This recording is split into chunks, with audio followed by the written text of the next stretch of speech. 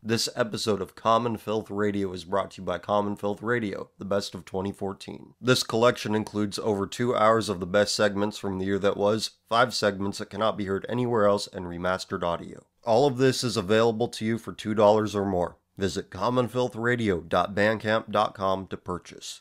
Thanks for listening. This is episode 24 of Common Filth Radio. Glad to have you aboard. Got this screenshot that Zelcorpian posted on Twitter. This screenshot is from Tinder of a profile, a girl named Stephanie, 19 years old, and she has a picture with the caption, "I fucked Odell Beckham Jr. Get on my level, cunts," and it's a picture of her kissing him on the cheek. For the unfamiliar, this guy's a professional football player. He's a professional football playing basketball American. This girl is acting as if she's a man and she just fucked a supermodel, except a man might use discretion. It could go either way, but I would say more often than not that the man would not go around and brag like, "Oh, I fucked this chick. Isn't that great?" Men with their sanity intact would find this completely distasteful, but here she is on some dating platform for everyone to see bragging about fucking this celebrity. But these are American men we're dealing with here who watch sports despite the fact that they have absolutely zero in common with what they are rooting for. Maybe a relative geographic location, but what the fuck does that mean? American men are not sane and not strong, so they would probably brag that they smashed the same guts that the football player smashed. Hell, they would probably ask to watch while he would fuck her, and then ask her if he could pay for the child support 9 months later. We are cuckolded as a nation in more ways than one by professional sports. But I think the most interesting angle to this situation is from the woman's perspective, because a lot of parents raise their daughters to pursue what men traditionally pursue. And this is not a liberal or conservative thing. This is a modern thing. Both parties are equally guilty of this. They tell their daughters to go to school, go to college, go get that degree, go get that job, and go be a corporate automaton, and, oh, you'll still find a man, you can have it all, honey. And if the girl is reasonably attractive, she can enjoy this 7 years of power that she has from 18 to 25 before it starts dropping off a bit. She gets free shit from men any time that she wants. No one during this time, not an individual, not society, not the culture, they don't tell her, "Hey, this isn't going to last forever. All these football players you're fucking, no decent man's going to want to put up with that history." Youth and beauty are really the only things that women have in terms of power. And it only lasts for so long. We teach our girls that they should use this power not to gain spiritual fulfillment through marriage and motherhood, but through capital. We say, let's not teach our daughters to be wives and mothers, but sluts and secretaries. But who cares? There are sports to watch. There are movies to see. Just talk to the average person and realize that after talking to them, they have no convictions. And the only convictions they have are really to only serve as a sort of status signaling in their group. Or if they're a sexless beta, it's a mating strategy. Hashtag trans women are women. Hashtag trans lives matter. Hashtag trans men are men. And if I can take a break from talking about depraved whores for a bit, I would like to talk about depraved doctors. Because what kind of person would go to school for nearly a decade to learn how to surgically remove penises? Does this not occur to anybody else? Does this not occur to the, "Oh, love is love" crowd? Oh, well, women and men are just different because society says that they are. As if it's some arbitrary distinction. Any truthful, honest assessment will lead you to believe that society tells you that the only way to get shit done is to act like a poor facsimile of a man if you're a woman, and you need to be more like a woman if you happen to be a man. Oh, you need to be more sensitive. As if women want to be fucked by sensitive guys. Give me a fucking break. But the point here is that if you have no doctors willing to perform these mutilations on people, there would be no mutilation occurring. There would be cross-dressing. I had some dipshit recently trying to tell me that sex change surgeries are not mutilation. You mean that impairing biological function is not mutilation. That's not an injury. I wouldn't be bringing this up. I wouldn't be talking about it. I wouldn't be so bothered by it if the common person didn't play along and smile and say, okay, yeah, this is legitimate. And this is okay. And, well, that's fine. You know what, maybe they are a woman. When I'm dealing with these people, they bring up the name of this collective, this project, whatever you want to call this. Oh, at least the name fits you, you stupid ass scum, you cis scum, you this and you're that. Not realizing that I consider myself an anthropologist of the low culture, and the name of this channel, the name of my website, reflects their behavior. I don't buy from the smut merchants, the mutilation merchants that they do. I don't base my life on consumerism, the idea that all parts are interchangeable, that everything's just an arbitrary distinction, because the patriarchy wants to keep us subjugated. My value system is not based around the fact that I binge watched a show about X, insert identity group here, and wow, I was so blown away. This is what we need more of. Wow, just wow. It would be a lot more rage-inducing if it wasn't so fucking pitiful. That these people scan through these hashtags and reply to you because, oh, words can hurt, you know. You know, just because they're this doesn't mean they're any less of a person. Well, guess what? I don't believe that everybody's a person, and that being a person is unequivocally good. Look what these people are doing with the blessing they've been given. The most intellectually advanced species on the planet.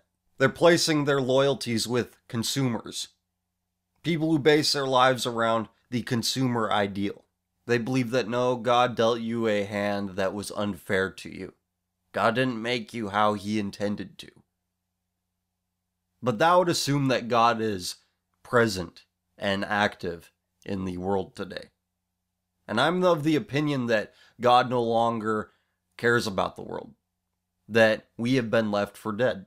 And this idea makes a lot more sense in the context of modern social ideological trends, such as transgenderism and the fact that people go to med school to learn how to do sex change operations. Some people say that God sees the truth but waits. Well, God sees the truth all the way through, but he only waits if he's around. And we decided, no, God, we don't like you anymore. We're only going to exhume your corpse to justify our worldly values. So God says, fine, motherfuckers. Good luck with your worldly values. So what are we given? We're given Tinder whores, Mrs. Potato Heads, insane doctors, people who cry oppression at people putting up a resistance to their vices, to their whims. And speaking of the oppressed, oppressor, Marxist worldview, does it occur to anybody that oppression, real or perceived, is often deserved? Victimhood does not make you a hero. Victimhood does not absolve you from moral responsibility. I'll use the example of the idiot conservatives that get all up in arms about Muslims beheading American journalists. You do realize that those American journalists don't give a fuck about you if you are a middle American, if you are a cishet breeder scum. Just as being a person does not make you good automatically, neither does being an American. This is the conservative analog to what liberals do with, well, you can't judge them because they're a person too. They're not any less of a person than you.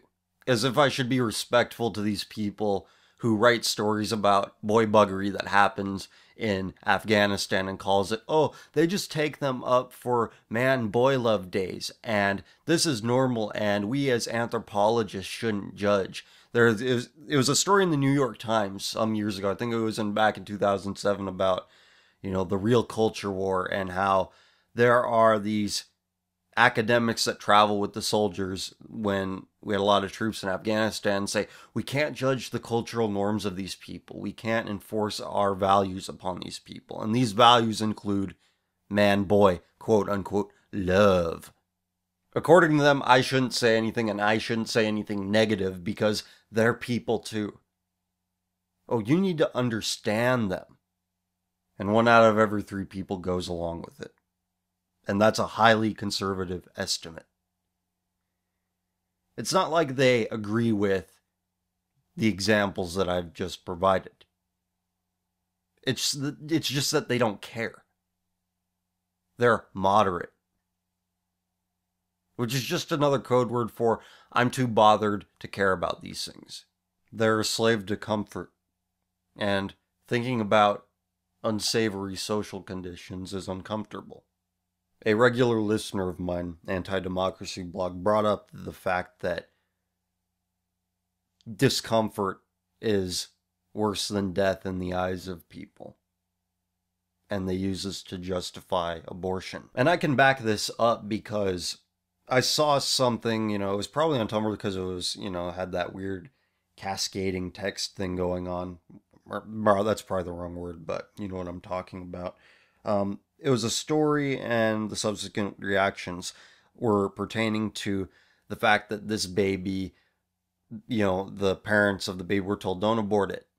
They were convinced to do that. So they had the baby was born with problems, and it died a couple of days later, and they said, oh God, this is what pro-choice people want you. They want you to see your baby die in front of you, and they want you to watch it suffer. As if abortion is a less traumatic procedure than giving birth to a child and having it die soon after its birth. Having a baby ripped out piece by piece out of your womb is somehow better than giving birth to a child with defects. I can guarantee you this, that parents that give birth to a baby whose health is compromised terminally, they have a far cleaner conscience than those that get pregnant and are like, oh, abortion time, using abortion as a method of birth control. They can say to themselves, we did right. We tried. We gave life a chance. God gives life a chance. But we wasted it, and there will be no second, third, fourth chance, whatever you want to call it. But what does the world say? The world does not listen to God, and the world says, it is better to mutilate something growing inside of you that is supposed to be growing in there because it is a consequence of previous behaviors. So that's all I have to say about that.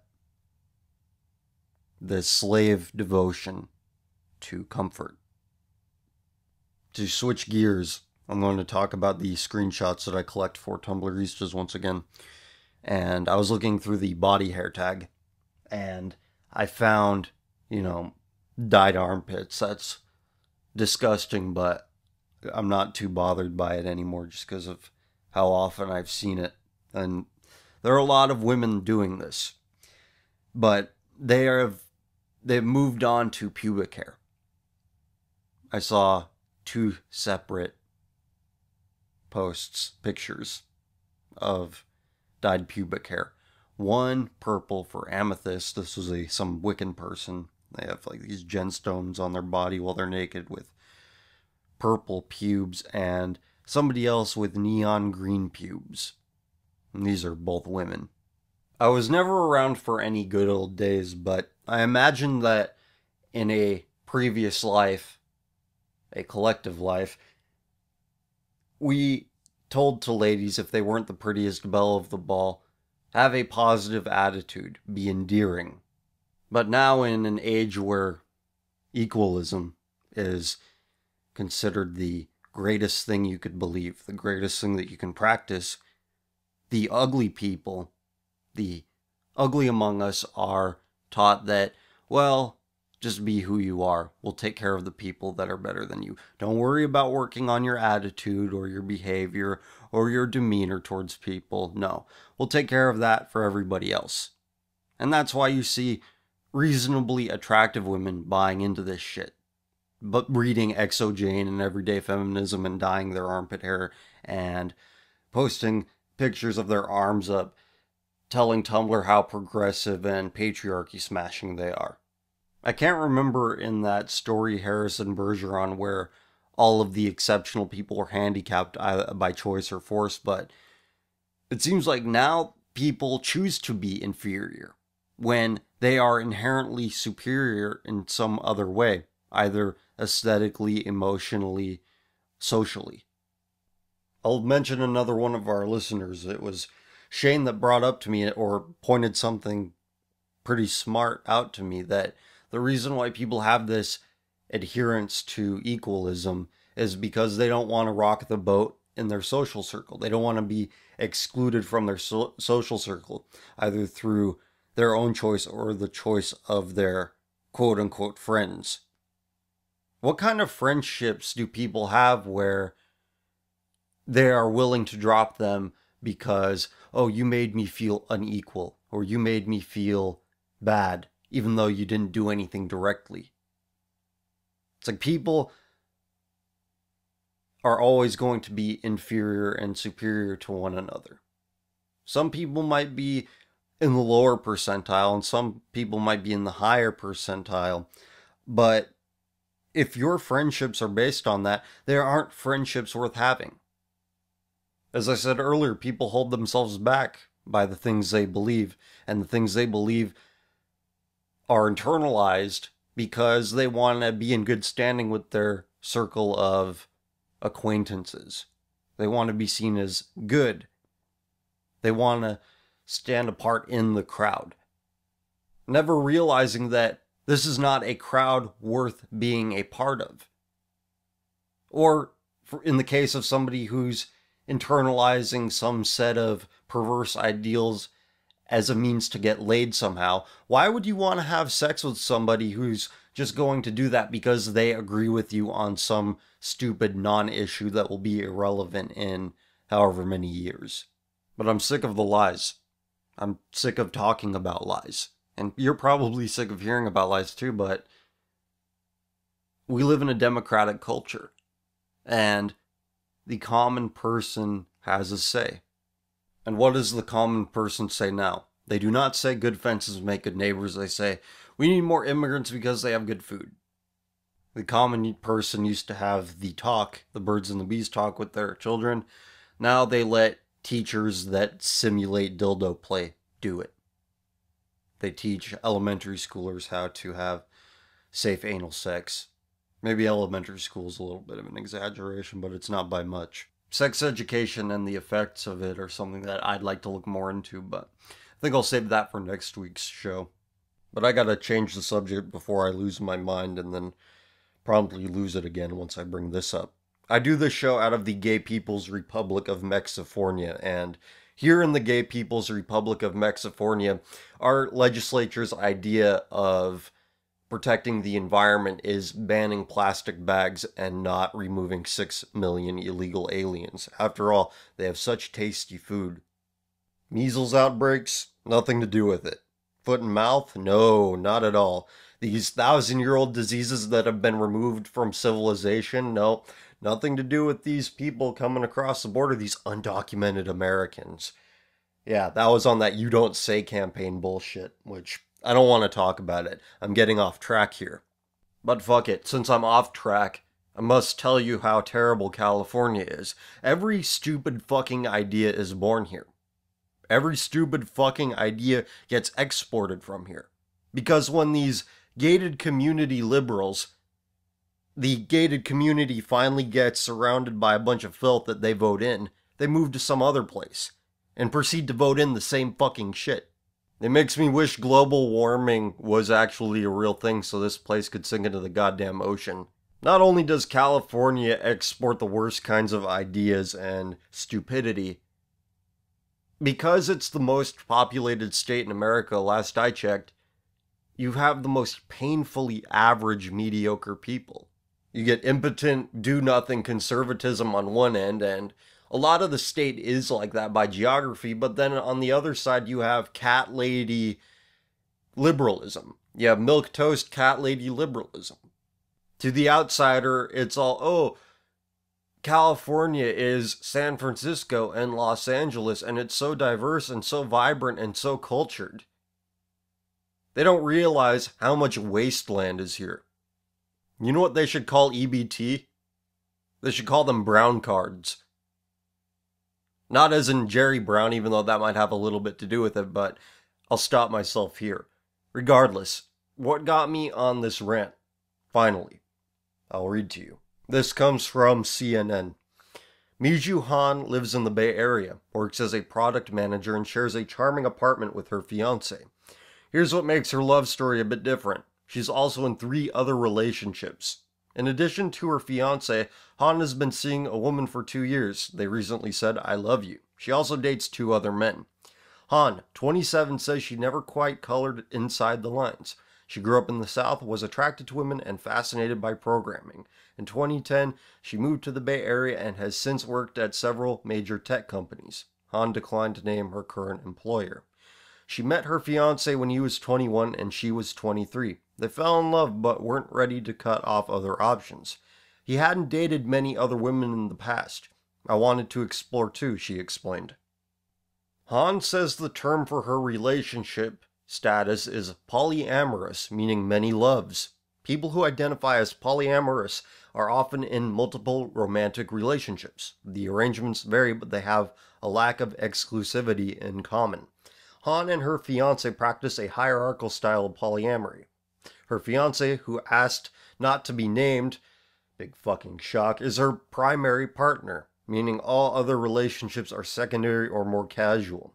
They spend 5 to 6 nights a week together and plan on marrying in 2016 and having children at some point. Han's fiance is also dating 3 other women. Now, let me stop here. I'll start reading it again in a second, but these people defining themselves by their vice, going to a national news outlet and putting their pictures, their faces, in the images and video included in this article. And they want to bring children into this shit. Like I said on Twitter some days ago, I don't find proof that God has left us and no longer cares about us. The proof finds me. And what more proof do we need than this? That God got fed up with our shit, removed himself from existence, and said, "No, I will not rain fire down upon you, because humanity is no longer worth cleansing." Another thing. I said this place was milquetoast and culturally dead. Add spineless to that. Because what self-respecting man would tolerate his woman sleeping around with 3 other people? What virtuous man would tolerate that? But let's continue on with the article. Han compares her experimentation with her relationship to the experimentation that happens in the Bay Area, a mecca for entrepreneurs who question the way things work, including the function of their assholes. "I think that in technology people have a higher appetite for risks," she says. "Opening up your relationship is really risky. Kind of in a similar way that starting a company is really risky. You're comparing your relationship to the transactional nature of a corporation. You are comparing your relationship to capital. In fact, it's just a part of a rich history of sexual exploration in the Bay Area that far precedes the tech boom. There's still lots of cultural taboos around open relationships and polyamory," says Polly Superstar Whitaker, who started a private sex club called Mission Control in 2001. This is a town that accepts alternative structures. Chris Messina, an entrepreneur best known for coining Twitter's use of the hashtag, lays it out in numbers. "We're a very data-driven culture, so if you're trying to build a product, to draw an analogy, and it's failing 50% of the time, you might want to consider the design and think about the ways of improving it," Messina says. Messina, 34, says his relationship status is somewhere between non-monogamous and quote-unquote monogam-ish. "It's a constant, evolving, open, and transparent conversation between us," he says of his current relationship. The funny thing here is that I just pulled out my fortune cookie slip, and it says, "You attract cultured and artistic people." Maybe I attract the opposite of it. You know what? Not in my personal life. I attract anti-cultured and artistic stories. Now, I'm going to read that idiot's quote again. "We're a very data-driven culture. So if you're trying to build a product to draw an analogy and it's failing 50% of the time, you might want to consider the design and think about the ways of improving it."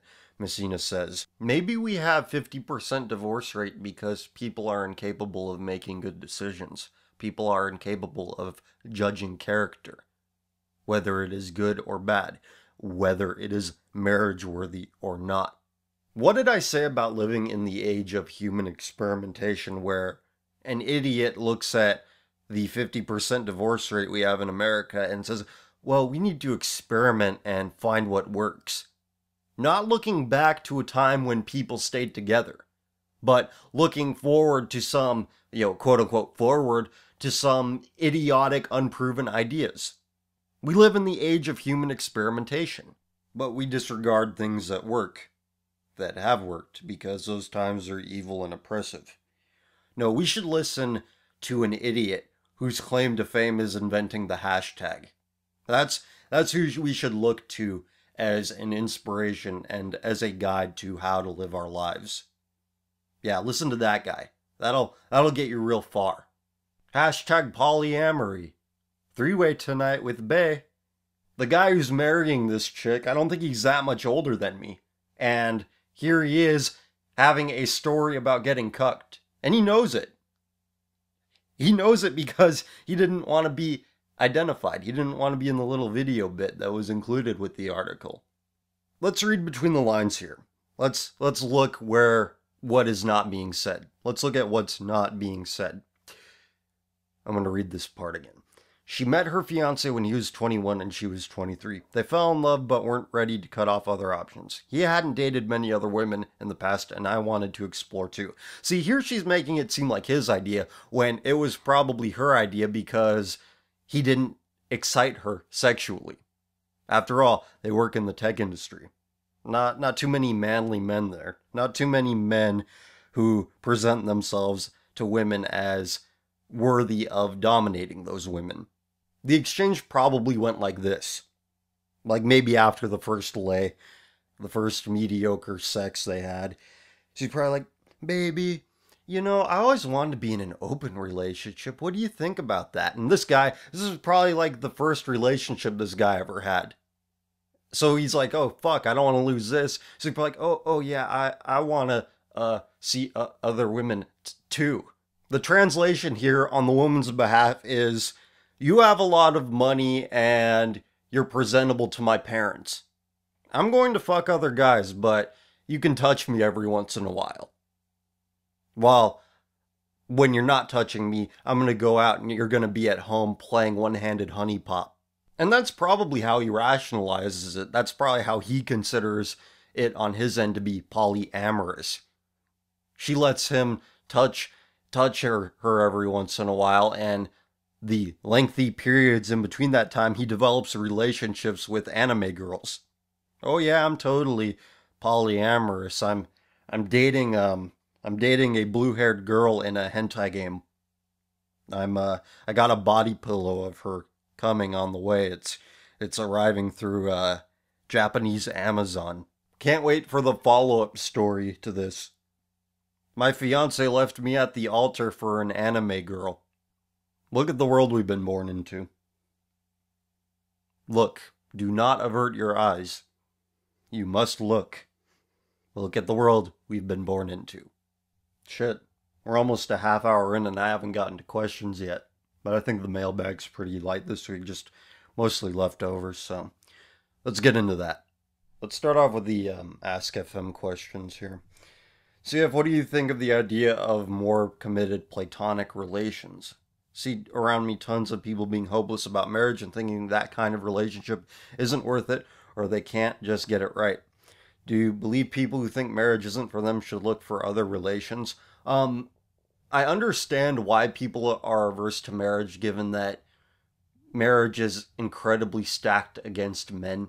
But opting out of heterosexual monogamous relationships entirely, as we've dealt with in the last few minutes here, I'm skeptical of that too. I think that's weird and rejecting a very fundamental part of the human experience. Marriage is especially risky though because people tend to split up for very frivolous reasons now. You leave the pantry door open, you didn't wash your pan after shit like that. And I get it that things can be a breaking point. It can be a straw that breaks the camel's back, to use that cliche, but the fact that people get so annoyed with such unimportant stuff is reason to avoid marriage, because if you do go into marriage, your life can be ruined by a stupid mistake or some stupid tick that bothers somebody else. So, I mean, it sucks, it's bad for civilization, but it's completely justified given the structure that the legalities of marriage have taken. Next question is from the Russian Standard. Hey, love your newest Tumblristas plus Twitter episode. Would love to help out if you ever needed it. Also, do you sell CF t-shirts? Honestly, I have no idea if you're still using Ask due to low answers. No, I use Ask. It's just that I don't answer the questions on Ask FM, and I know that's sort of the appeal of it, but it's a convenient way for people to send questions quickly, because I realize the email can be kind of a pain in the ass. Common Filth t-shirts are actually a really good idea. It's just that requires some startup capital that I don't have, and I don't feel like going through somebody like, one of those people that do the on-demand printing, because they take a pretty significant percentage. But it is a good idea, and something I'll keep in mind in the future.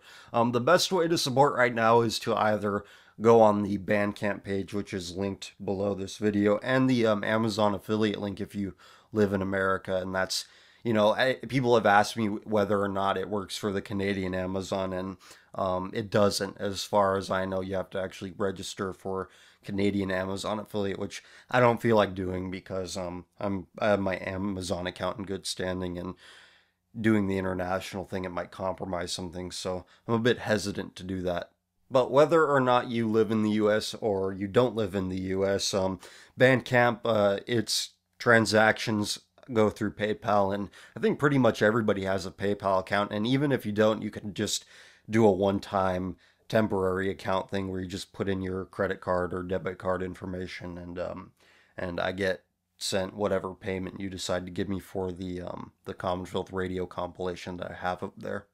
I'm uncomfortable with asking something for nothing, so that's why I don't have a direct donation button, and PayPal asks you if you're like a nonprofit and what you're using your funds for if you reach a certain threshold of money received through donations. So that's something I want to avoid, because dealing with bureaucracies in web-based companies is a fucking nightmare.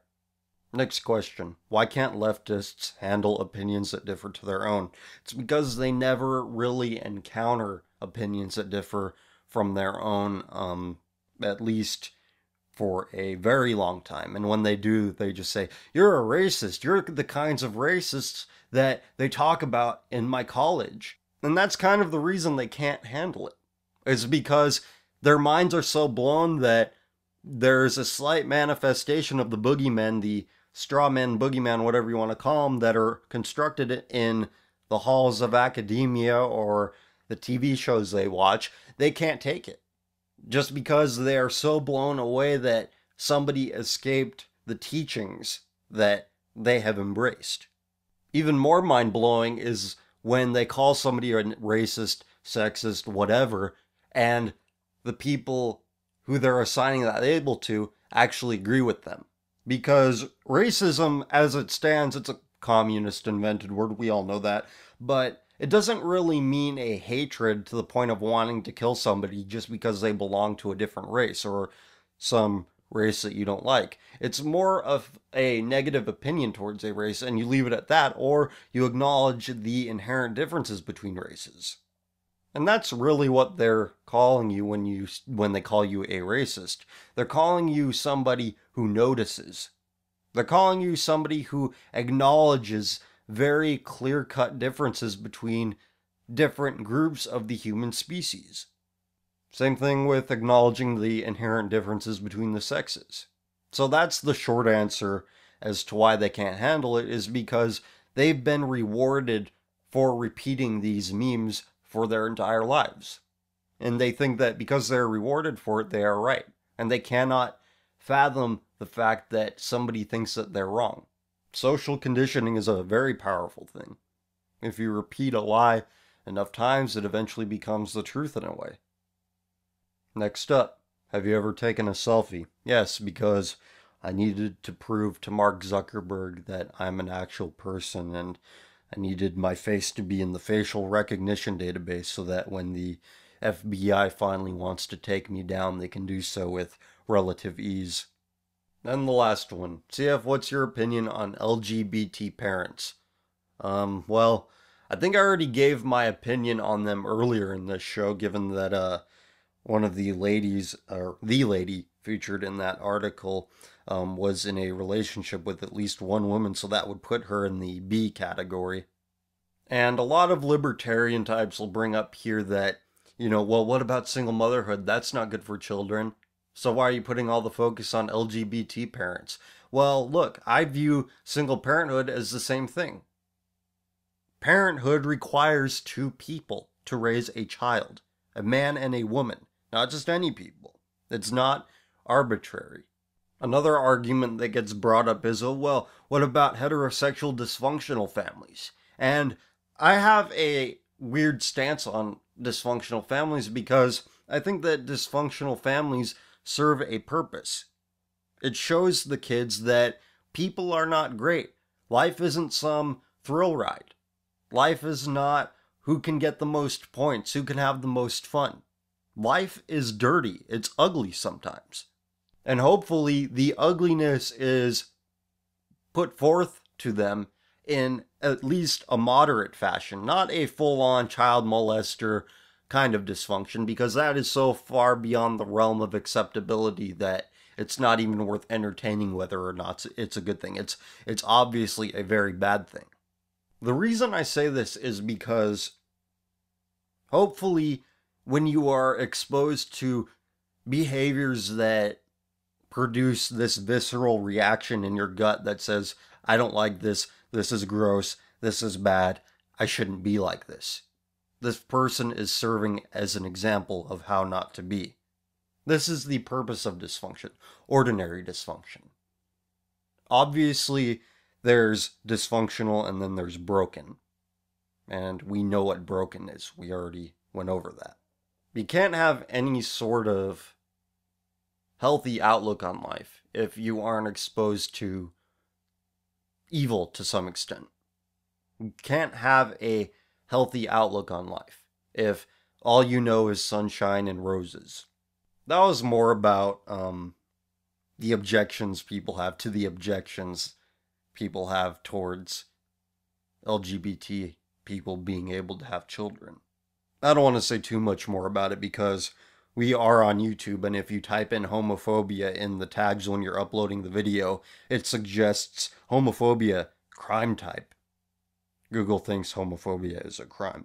So, never mind. Email question time since we're out of Ask FM questions. If you want to email me your question, email address is commonfilth@commonfilth.com. First question is from John. Good grief, CF, that was absolutely cutthroat. If you, Holly Himmler, and Kimmy Goebbels teamed up to do a Tumblrista's shitlord report, no holds barred super slam, you'd probably give some liberal cat lady a heart attack. I'd pay to see that. If you guys don't know what I'm talking about, go to therightstuff.biz, www.therightstuff.biz, and in their podcast, The Daily Show, they have the shitlord report, which is hilarious. And I just got added to the TRS inner circle today, and apparently I stole the idea inadvertently for what they were going to do in the future regarding some segment, but I'm not quite sure on the particulars of that, so I'll ask them. But anyway, John has a question. Do you ever find it difficult to get by in life as a conservative/reactionary person? As a Christian who actually believes in tradition, morals, respect for oneself, and social stability over the whims of mentally ill, censored, God, country, and the virtues of homogeneity and racial pride, because I attend a university which is by contemporary default is very left-wing, and all of my friends are blue-pilled, if you will. I know you don't care much for that word. I often feel like I'm not really allowed to be honest in my opinions if anything remotely touching on race, gender, or politics comes up in conversation. My mother taught me not to make an ass of myself and to pick fights if I don't have anything nice to say, but it sucks to feel de facto censored on topics that are more or less important to me. I can completely relate to the situation because Like a lot of people, I found myself in this situation, and college was an experience for me that led me to believe the things that I do now, the things that I talk about on this show. But if I could do it all over again, I had a little bit better luck with the friends that I had during those times, and some people that actually had some head on their shoulder. But I would weed out the idiots if I could do it all over again by saying casual stuff like, women's sports is really boring, something along those lines, something that people don't see as really ideological or political. But your mom is right in that you shouldn't make an ass out of yourself. You shouldn't be all preachy and crazy about it. But just being honest, showing casual honesty will tell a lot about the circle of friends that you've found yourself in. Because it's better if they snap at you and call you a racist, bigot, homophobe, rather than, you being all like, you fucking idiot, anti-white retard. Either way is not going to work out well, and if it's them doing it, the blood is on their hands. So that is kind of passive-aggressive bitchiness, but if you can do it in a casual, innocent kind of way, dropping these truths that we accept, and if they're receptive to it, then that's great. Relative to their environment, the young Republicans, they look conservative, but they really aren't. But, I mean, there are worse things you can do than to go to one of their meetings or whatever. Because if you present yourself as a conservative, you can move the Overton window a bit with regard to the people that are young Republicans.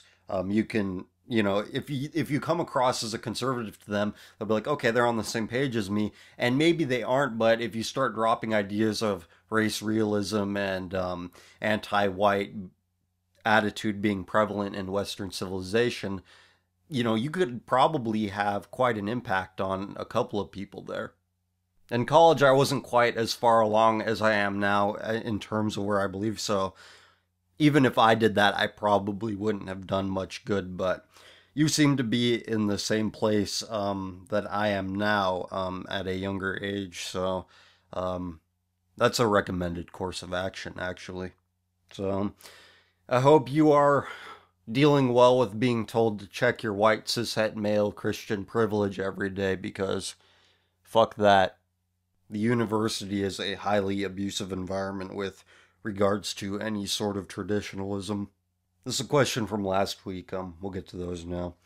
The leftovers. This one's from Stacy. What's your favorite documentary and non-documentary Herzog film? I will actually admit that I've only seen one Herzog film, and that is Grizzly Man, because I saw it during a time where I was watching a lot of different movies, and my interest of Herzog as a director actually came from the website Soiled Cinema, where they do all these in-depth reviews of every great European director that you could possibly think of, and including the ones that aren't so well known. And I got interested in him because he has very interesting things to say about the nature of filmmaking and art itself, and I think that they're incredibly lucid, given that he is existing in the 21st century where art is just a hideous wasteland.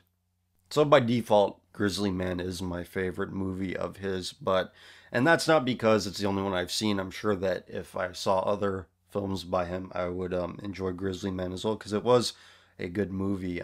It's just that was the first and only experience that I had with him. But again, I read a lot of his quotes, and I watched I watched a video about him saying what the artist must do in order to create good art. And the artist, they have to actually live life rather than invent things, because invention is okay, but it just leads to boring art. Or worse, it leads to outright horrific art like minstrel art. At one point, I would have considered myself an artist, given what I did before doing this, but fuck that. I have to associate with the worst kinds of people. Let's answer mine's second question that was included in one email. So yeah, question 2 from mine. A lot of admins of Facebook pages often talk about getting too much attention. Do you ever worry about that? Particularly that Tumblristas and Full House memes too often deal with controversial topics. All kinds of people get drawn to it. Do you ever feel you might get too much attention from the wrong crowd and quit what you're doing? I'm already phasing Tumblristas the page out by doing Tumblristas on YouTube because I offer very little commentary on Tumblristas, as in captioning the screenshots I post, and that has led to some ambiguity, which has invited a certain crowd that I do not like. But the content on Full House Memes 2, I think, is scattershot and esoteric enough that it keeps the certain people that I want kept away. They stay away. So with regard to Full House Memes 2, I don't worry too much about getting too much attention. I was worried when that page got featured on the Daily Dot, which is borderline mainstream. It's a mainstream media outlet almost, and I thought that was going to bring in a bunch of people that I didn't want, but I really haven't seen a whole lot of those. Maybe they got driven away once they figured out what it was all about, or they're still sticking around figuring out what's so cool about this. What do people see in this? Why is this worth 15,000 likes? And you know what? I think that the questions are more interesting than the answers, so let them keep guessing. I'm on the radio tightrope here because I'm opening these emails for the first time right now. This is from Christian. Questions. Hey, Common Filth, what are your thoughts on Freemasonry? I don't know a lot about the fraternity, but from context clues I've gathered, it seems to be subject to Jewish conspiracies. Yeah, Freemasonry seems to be the early 20th century version, or maybe late 19th century, I'm not quite sure of the timeline, version of the Illuminati. I say that the Jesuits are far more dangerous of a secret society, and I tweeted recently that the Bohemian Grove and Bilderberg groups are just a front to make the Goyim look crazy. The fate of the world is actually decided every Christmas day in a New York City Chinese restaurant. Try to decipher that one, SPLC. But if I'm going to be honest here, I really don't know that much about the Freemasons, and this is one of those questions that I would have given another week to look over and research and see if there was anything worth talking about regarding this subject. And if I do come across anything during the week, I will revisit this subject on next week's episode. But thank you for the question regardless. Okay, I got two more questions, and one is from Han, and I must say that Han is a regular writer into this show, asks a lot of good questions, and it's not the same Han that was talked about with regards to that polyamory bullshit. So just so you know, it's a different person, so let's take a look at what Han has to say. What's your opinion on the website Return of Kings and the somewhat similar site formerly known as Return of Queens? Do you think it's helpful for people seeking guidance on certain subjects? Also, what is your opinion on these surveillance cameraman videos? I like Roosh a lot more than I like Return of Kings because Roosh is a great writer, and even though I'm not really interested in traveling to different countries and banging the local women, I'm not interested in sampling women, but yeah, I like Roosh a lot, but Return of Kings is a drop-off in quality simply because he does not do the majority of writing for that website, even though it's his website. It's not a bad website, and I do agree a lot with what the authors have to say, but it's all just a watered-down version of what Royce does over at Chateau Artiste, which I first came across in 2009, and it was like an intellectual pipe bomb. And Return of Kings just lacks that explosive quality that Royce's stuff has, so that's how I feel about it, and those are my opinions, and those are my experiences, and I've never heard of, well, I have heard of Return of Queens, but never visited, and I'm completely unfamiliar with what goes on over there. And I love Surveillance Cameraman. I've mentioned Surveillance Cameraman before. If I had the balls, I would do videos like that, but I'm not going to do videos like that anymore because he's already done them. His videos, I would call them documentaries almost, but whatever. They highlight the schizophrenic attitude we have towards surveillance because the NSA is monitoring basically every action we do digitally. Every digital action we take, they take record of it. Yet, we freak out over some guy pointing a camera in our face, even though the camera just shows you. You know, we have cameras, we have two eyes and a brain. And somehow, because it's being recorded on this device right in front of us, it's all like, get the fuck away from me, and, you know, people get all violent. This is why democracy is an incredibly bad idea, because people just make no sense. They don't know what they want. And even when the people do get something right by mistake or through whatever means they get it right, it's usually turned down by some judge. They do an end around on the electorate. They're like, fuck you. You don't know what you're talking about. This is against the law for reasons. But Surveillance Cameraman, highly recommended. Love his stuff. Alright, we're almost off the tightrope from Harley. Loading. White male, Asian female, proud son here. That white male, Asian female blogger that wrote that enraging, whining, self-pitying blog post the other week is a slack-jawed censored. This message was sent to you through the contact form on your Bandcamp page. Oh wow, that's pretty cool.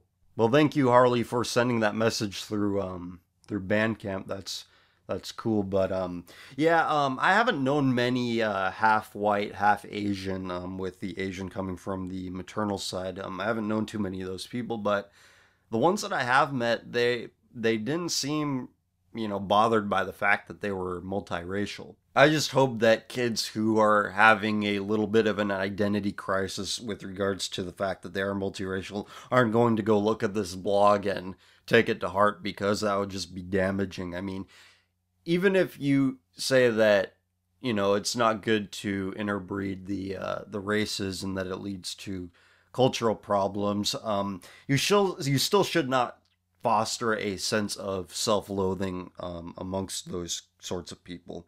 Self-hatred is pathetic in any circumstance, and blaming your parents for your feelings of inferiority when all they did was give birth to you is also really stupid. But I'm glad that you clearly don't have the same problems that the Stuff Your Asians Like guy does. I am off the tightrope. I am no longer going into these questions blind, because I am out of questions. So thanks to everybody who sent in questions that I answered in this episode. Those that sent them last week, those that sent them this week, and a preempted thank you to those who will send during the week. As always, you can check out the links below to the stories and images that I have referenced throughout the show. And you can check out my Twitter page, which is where a lot of the action goes on during the week. And I'm also on Facebook and Ask.fm and all that good stuff. And of course, as mentioned before, I have the Bandcamp and Amazon affiliate link below. But you already know what those do. You don't need to hear about it again.